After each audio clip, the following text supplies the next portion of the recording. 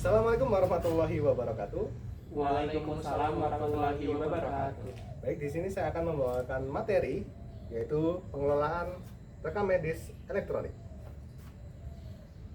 Nah, sebelumnya saya izinkan perkenalan diri. Nama saya Frizam Farizi dengan nomor induk mahasiswa P174102545159. Selanjutnya ada pengertian dari rekam medis elektronik, yaitu suatu sistem informasi yang berbasis digital yang digunakan untuk menyimpan, mengelola, dan mengintegrasikan data medis pasien seperti riwayat kesehatan, hasil lab, dan resep dokter di suatu fasilitas kesehatan.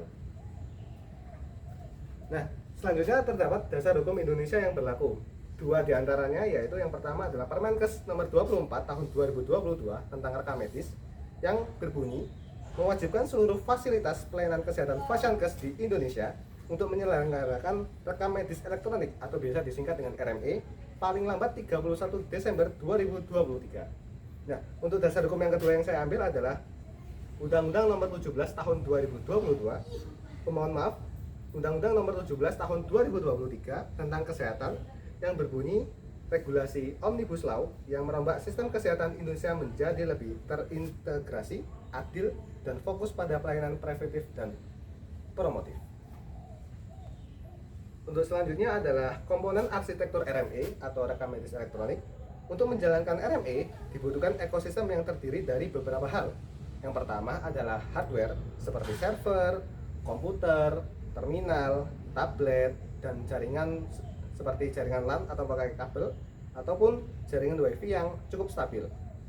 Yang kedua ada software, yaitu seperti sistem informasi manajemen rumah sakit atau biasa disingkat dengan SIM-RS yang sudah memiliki modul rekam medis elektronik. Nah, yang ketiga ada brandware seperti tenaga medis ya seperti dokter, perawat, perekam medis dan tim IT dan lain-lainnya yang bersangkutan tentang RME ini. Yang keempat ada SOP atau suatu aturan main penggunaan sistem seperti cara input, cara koreksi, cara akses, dan untuk evaluasi pada suatu sistem. Untuk selanjutnya adalah aspek teknis pengelolaan atau siklus hidup data. Terdapat ada creation atau penciptaan, data harus diinput secara real time saat pelayanan. Yang kedua ada storage atau penyimpanan untuk menggunakan basis data terpusat. Yang ketiga ada usage atau penggunaan, data digunakan untuk pengambilan keputusan klinis, klaim asuransi BPJS, dan pelaporan dinas kesehatan. Yang keempat ada retention atau penyimpanan berkala, ya minimal data disimpan selama 25 tahun sejak tanggal terakhir pasien berobat. Dan selanjutnya adalah manfaat operasional. Yang pertama adalah reduksi biaya, yang dimana untuk menghilangkan biaya kertas, tinta printer, dan uang penyimpanan fisik yang cukup membuat anggaran suatu fasilitas kesehatan tersebut dapat berkurang lah.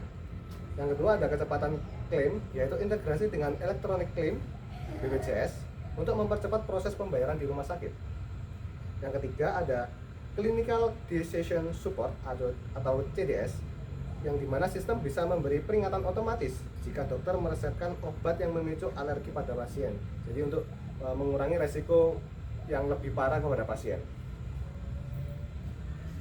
Nah, strategi migrasi yaitu kertas ke digital.